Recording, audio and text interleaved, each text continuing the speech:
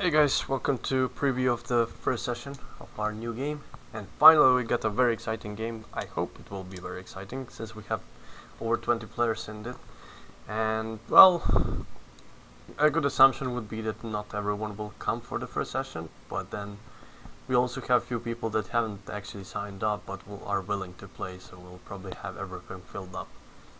Anyway, I'm gonna start from North America as we have quite a lot of players in nations that are not usually filled. First of all, starting with Canada being played by Prussian Prince, USA played by one of the new guys. Now, Prussian Prince actually haven't played much of multiplayer wiki, so he's also kinda new, but I've seen him playing single player and just being on TeamSpeak with us, he probably learned quite a lot.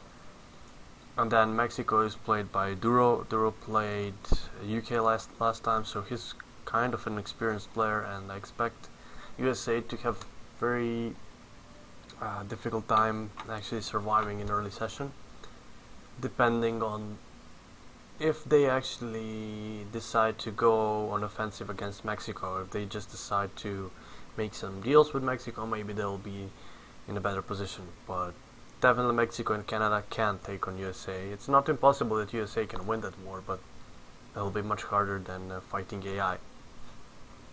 So that's USA being a new player. Then we have no ones playing Colombia, Brazil being played by Shadowguard, and Argentina played by Nomelborn.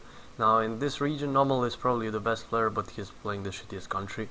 Argentina, I don't really like it. The reason is that okay, they have Latanian or whatever it's called culture, but the thing is that culture is not amazing in the game. There is not that huge population of it.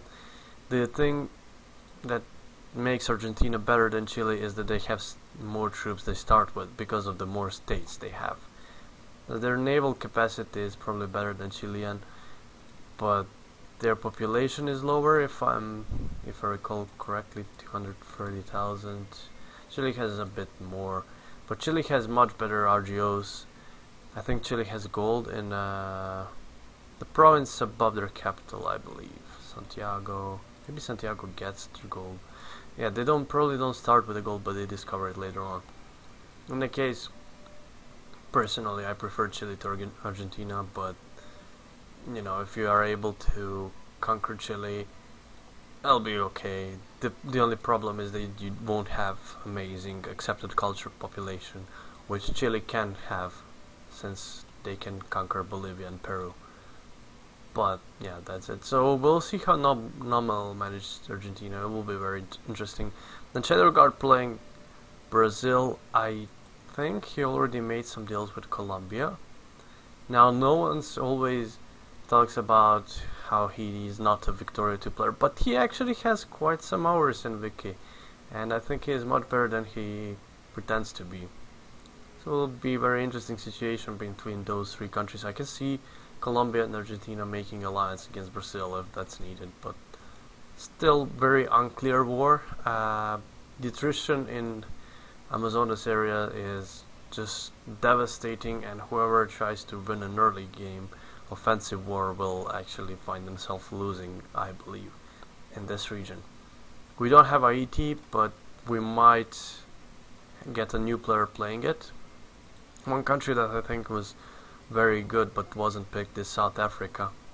Moving to Asia, we have Australia. I think we have New Zealand also, and Japan in the Southeast Asia and just East Asia. But then we have Persia in Asia. So that's four players in Asia, not counting clearly not counting UK and Russia. And then we have a lot of players in Europe, with Kevin playing Spain, France being played by Joby, UK being Creamlord, Netherlands is a new guy, Satanist I believe, then Sweden played by Goatmeal, Russia by Sneaky, Gurns playing Prussia this time, Fussler playing Austria, he played Ottomans last time, Uhtred playing the Ottomans, I played Netherlands last time, I'm playing two Sicilies, trying to form Italy. And did I skip anyone? We might have Romania, but I'm not 100% sure, and we should have Switzerland. Two countries that Switzerland can be very important strategically, but Romania will be very interesting because if they manage to create an alliance with Russia, then they will be an amazing spot, as they have a lot, of course, on Austria, and they can be quite powerful country. One of the most underrated countries. Of course, most of the mods and vanilla also doesn't have Italy starting, Romania, sorry, starting as formed country. It's actually split in Wallachia and Moldova, and it's very hard to form them actually. But this time Romania starts as unified country, and we'll see if they will be able to survive. Not gonna talk too much about my plans. I'm just gonna touch some predictions for the game, as my plans depend a lot on diplomacy and what players decide to do. I'm making this video 10 or 5 minutes before the game starts, and there was already some huge changes in diplomacy compared to yesterday. So if I was to make this video yesterday, this video would be completely incorrect.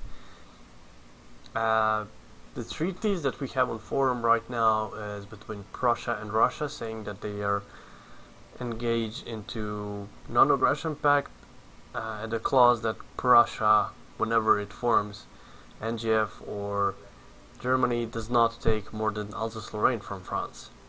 And then we also have a non-aggression pact between Russia and Austria, also saying that Austria is not allowed to take any lands in Italy. That's a very interesting situation. Pretty much Russia guaranteeing France and me. And this is interesting because a few minutes ago France decided to sign a treaty with Austria and Prussia, in which France gives up Alsace-Lorraine in exchange for help in taking Piedmont. So what the hell is that supposed to mean? Obviously, if you didn't think about this entire situation and you weren't aware of all the in-game mechanics, this would be game over for Italy, especially if I was actually playing Sardinia Piedmont. However, I'm playing two Sicilies, and there is unfortunately a very cheesy way of exploiting this. Now, I don't really like abusing cheesy stuff, but when they are doing some stupid shit like this, annexing Piedmont, then I think we have to go into extreme measures and actually do this. That's not the best way. I actually really can't reveal it because they might be still watching this video, and then that would ruin my entire plans for the session. But what I was originally planning to do was annex Tunis, go into Egypt, help UK claim a lot of land there, perhaps get Ethiopia, and that would boost my population by quite a lot. Then use those soldiers from annexed territories to potentially fight Austria if they are not willing to peacefully give up Lombardy. Now this situation changes a lot. Russia is extremely pissed because Austria is now pretty much going around their treaty and is actually taking Italy by giving it to France and preventing formation of unified Italy. And then France, which was guaranteed by Russia to not lose more than Alsace-Lorraine, now signed a treaty with Prussia, giving up Alsace-Lorraine and basically buffing Prussia for nothing, as there was a very good chance that France could have defended against Austria and Prussia together. But this time, and the most they could lose was Alsace-Lorraine. Not a best decision. I would have definitely not taken that as if I was playing France, but we'll see. Some indications are that Prussia will try to annex Belgium, which sucks for Netherlands, but not much they can do. If we had some more players coming into this game before it actually starts, we might see someone play Portugal. But as for countries that are most likely to die in first session, I would predict Belgium if it was a player. Netherlands should still be okay. I don't think anyone will touch Netherlands because simply their states are not that good without Belgium. And then Portugal would be my second pick. In the current situation, either USA or Mexico. And currently I'm leaning more towards USA getting killed by Mexico than USA actually winning against them, just because player is less experienced and there is a potential for Mexico-Canadian alliance. And South America and Brazil play smart, and if they make a treaty with Colombia and focus on Argentina, Argentina could end up dying, but it's not an easy war for either side because they don't have too many troops and attrition matters a big time. As for Southeast Asia, we could see New Zealand dying if Australia decides to kill them early on, but neither of them has amazing amount of troops, so both countries are very defensible, and it will be a lot of time before any of them will be able to manage an offensive war, and by that time I think New Zealand will catch up simply because they have much better immigration rate than Australia in the beginning. So those countries should be equal. Japan should be completely okay. As for Persia, I don't know if they made any treaties with Russia or Ottomans since they joined very late and they were at diplomatic disadvantage. So they might not end up this session as a player, but we will see as diplomatic situation in Europe develops. I don't think Romania will die even if it's a player. I think they'll probably end up being guaranteed by either Russia or maybe even me.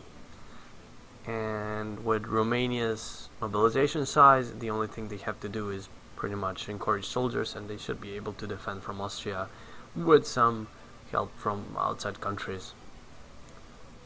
That's pretty much it for the first session. I will be posting entire session on YouTube.